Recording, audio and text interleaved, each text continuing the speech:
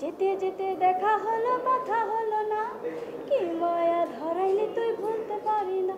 ও তোর দুষ্ট দুষ্ট চোখে কি জাদু আছে, দিলে মনে একটা ছটকা, ও সোনা।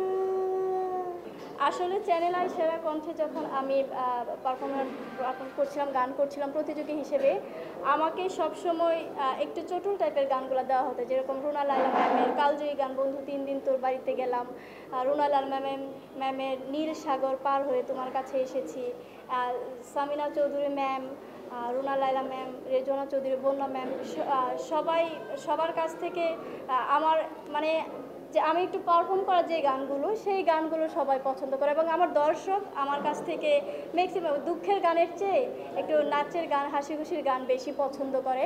সেই লক্ষ্যেই আসলে প্রথমেই আমি একটা যোগের সাথে তাল মিলিয়ে একটা গান করার চেষ্টা করেছি। মৌলিক গানটা একটা খুব বড় একটা অ্যাচিভমেন্ট এবং আইডি কার্ডের মতো, নিজের একটা আইডেন্টিটি। একটা মৌলিক গান করার যে সাহসটা করেছে রনি, গানটা শুনে তো আমি অবাক যে গানটা মানে এরকম গান আমিও কখনো গাইনি, কারণ এটা একটা ঝাটকা লাগার মতো গান। আমি আশা করব রনি এভাবে মৌলিক গান নিয়ে সাহস করলে নিশ্চয়ই ও অনেক একটা ভালো পথ খুঁজে পাবে গানের, কারণ এখন গানের দুরবস্থা চলছে, তো এটা তো বলাই বাহুল্য।